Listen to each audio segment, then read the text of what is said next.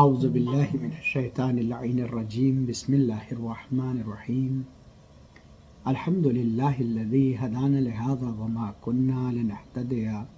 لولا ان ہدانا اللہ لقد جاءت رسل ربنا بالحق ثم الصلاة والسلام علی اشرف الانبیاء والمرسلین سیدنا و نبینا و شفیعنا ابی القاسم مصطفیٰ محمد وعلی اہل بیتہ الطیبین الطاہرین اما بعد بسم اللہ الرحمن الرحیم الحمد للہ رب العالمین الرحمن الرحیم مالک یوم الدین ایاک نعبد و ایاک نستعین اهدنا الصراط المستقیم صراط الذین انعمت علیہم غیر المغضوب علیہم ولا الضالین بسم اللہ الرحمن الرحیم الف لام میم ذالک الکتاب لا ریب فیہ ھدی للمتقین۔ مومنین مومنات ناظرین محترم سلام علیکم ورحمۃ اللہ وبرکاتہ۔ ماہ مبارک رمضان کی برکتیں اور رحمتیں الحمدللہ آن پہنچی ہے۔ اللہ سبحانہ و تعالی آپ تمام مومنین مومنات کے اعمال کو اس ماہ مبارک رمضان میں قبول فرمائے۔ اللہ کی مہمانی کا مہینہ ہے اور تمام بندگان اس کے مہمان بن کر اس کی بارگاہ میں حاضر ہیں۔ پہلے پارے کے خلاصے کے سلسلے میں آج کی گفتگو رہے گی، کیونکہ یہ مہینہ بہار رمضان کا ہے۔ جس طرح اللہ سبحانہ و تعالیٰ نے ہر پھل اور ہر پھول کو ایک خاص فصل عطا فرمائی ہے کہ وہ اپنی فصل میں مہکتا ہے اور پھل اپنی ذائقوں کو بکھیرتا ہے۔ لہذا جس طرح سے آم آپ پورے سال میں کبھی بھی کھا سکتے ہیں، لیکن رم جھم برسات کے موسم میں جو آم کو کھانے کا مزہ ہے اور اس کے جو فائدے ہیں وہ اپنی جگہ ہیں۔ لہذا تلاوت قرآن مجید کا ثواب اور مزہ سال کے ہر حصے اور ہر گوشے میں رہتا ہے، لیکن چونکہ قرآن کی بہار کا موسم ہے، رمضان المبارک اس مہینے کی بہار کا موسم ہے، لہٰذا انسان کو اس مہینے میں قرآن پڑھنے اور اس کی تلاوت کا ثواب اللہ سبحانہ و تعالیٰ نے عام مہینے میں پڑھے جانے والے تمام کامل قرآن کا ثواب ایک طرف اور اس مہینے میں پڑھی جانے والی ایک آیے وافی ہدایہ کا ثواب ایک طرف رکھا ہے۔ پہلے پارے میں اس پارے میں 5 باتیں بیان کی گئی ہیں، 5 موضوعات پر گفتگو ہوئی ہے۔ سب سے پہلی اقسام انسان کی قسمیں، دوسرا اعجاز قرآن، تیسرا قصہ تخلیق حضرت آدم علیہ السلام اور چوتھا احوال بنی اسرائیل اور 5واں قصہ حضرت ابراہیم علیہ السلام کو بیان کیا گیا ہے۔ لہذا اس پارے کا پہلا حصہ جو کہ انسانوں کی قسمیں بیان کرنے کے لیے بیان کیا گیا ہے، انسانوں کو اللہ سبحانہ و تعالیٰ نے مومنین میں، منافقین میں اور کافرین میں 3 حصوں میں انسانی عقیدے اور انسانی عمل کے اعتبار سے اس کو بیان کیا ہے۔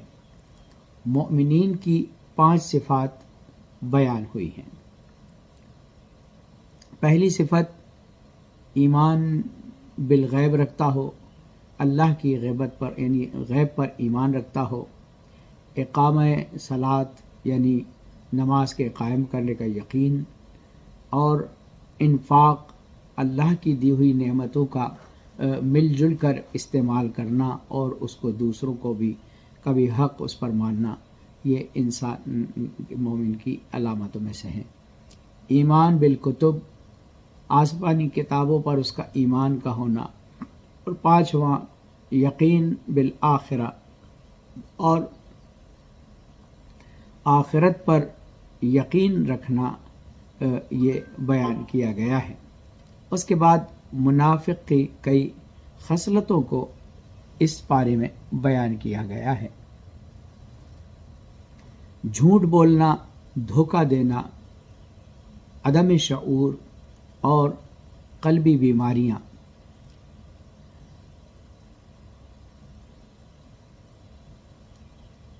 صفاحت، احکام الہی کا استہزاء اور فتنہ اور فساد، جہالت، ضلالت اور تذبذب، یہ منافق کی پہچان بیان کی گئی ہے۔ اس کے علاوہ اور کفار کے بارے میں بتایا گیا ہے کہ ان کے دلوں کا جو ہے ان کے دلوں پر اور ان کے کانوں پر اللہ سبحانہ و تعالیٰ نے اور ان کے منہ پر جو ہے مہر لگا دی ہے، اور آنکھوں پر بھی اللہ نے ان کے پردے ڈال دیے ہیں۔ لہذا یہ صفات کفار کی بیان کی گئی ہیں۔ اس کے علاوہ دوسرا جو موضوع ہے وہ ہے اعجاز قرآن، یعنی اعجاز قرآن کو بیان کیا گیا ہے۔ جن صورتوں میں قرآن کی عظمت بیان ہوئی ہے ان کے شروع میں حروف مقطعات جو ہے کو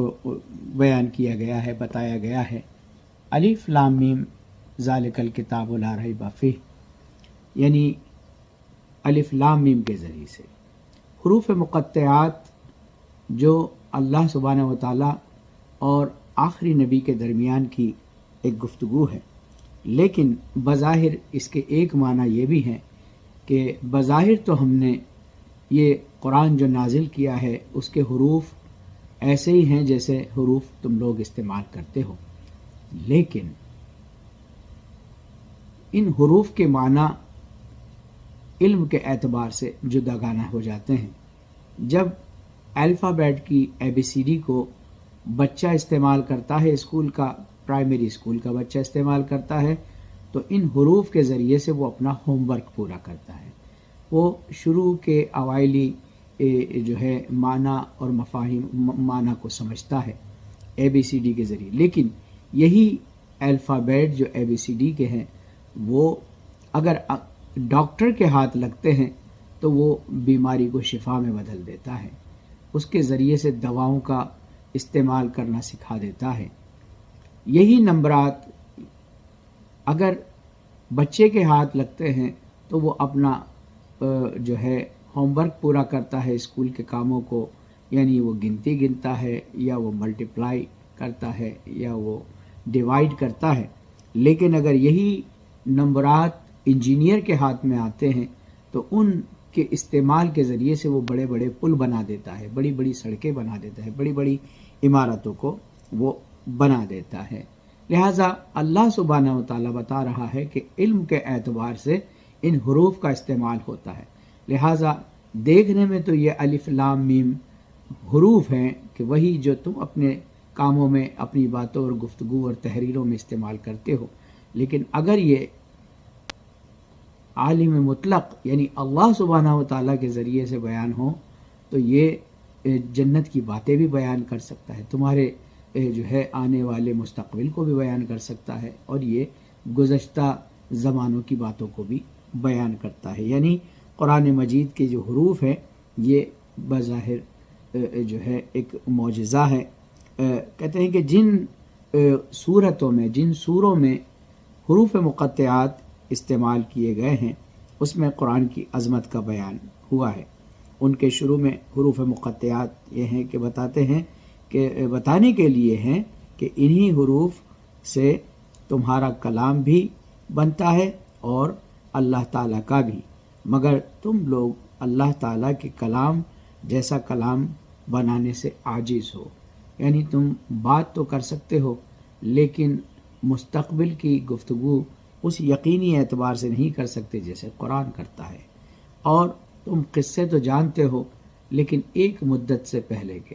لیکن قرآن مجید میں اللہ سبحانہ و تعالیٰ نے ہزاروں سال کے قصوں کو بیان کیا ہے۔ تیسرا، اس پارے کی جو خصوصیات اس میں قصے حضرت آدم علیہ السلام کو بیان کیا ہے۔ اللہ تعالیٰ کا آدم علیہ السلام کو خلیفہ بنانا، فرشتوں کا انسان کو فسادی کہنا، اللہ تعالیٰ کا آدم علیہ السلام کو علم دنیا اور فرشتوں کا اقرار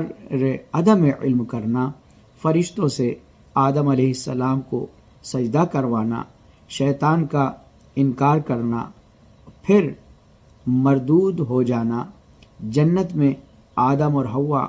علیہما السلام کو شیطان کا بہکانا، اور پھر انسان کو خلافت ارض عطا ہونا،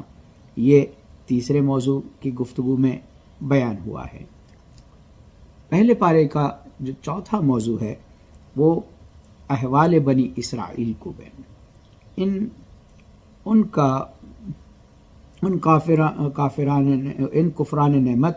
کا کفران نعمت کرنا اور اللہ تعالیٰ کا ان پر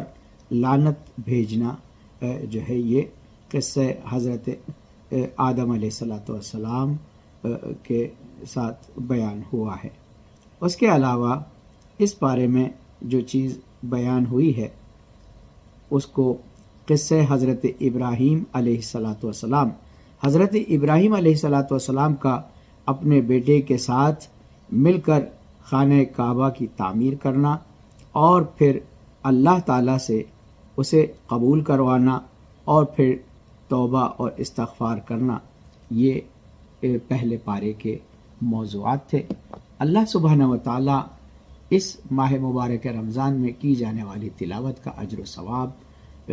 جو ہے دیگر مہینوں میں کیے جانے والے کل قرآن کے اجر و ثواب کے برابر قرار دیتا ہے۔ کیا بہتر ہوگا کہ انسان اس مہینے میں تلاوت قرآن مجید کے ساتھ ساتھ اس کا ترجمہ بھی پڑھے اور وقت ملے تو تفسیر قرآن کو بھی جانے۔ یہ خلاصہ تھا پہلے پارے کا کہ جو عموماً مومنین مومنات اول ماہ مبارک رمضان میں تلاوت کرتے ہیں۔ خداوند منان آپ کی طاعت اور عبادت کو قبول فرمائے اور ہم سب کو توفیق عنایت فرمائے کہ اس قرآن مجید کے نزول کے صدقے میں، اس مہینے بابرکت مہینے کے صدقے میں، اس بافضیلت مہینے کے صدقے میں تمام مظلومین عالم کی یہ حفاظت فرمائے اور جہاں جہاں بھی ظلم ہو رہا ہے اس سے نجات عطا فرمائے۔ والسلام علیکم ورحمۃ اللہ وبرکاتہ۔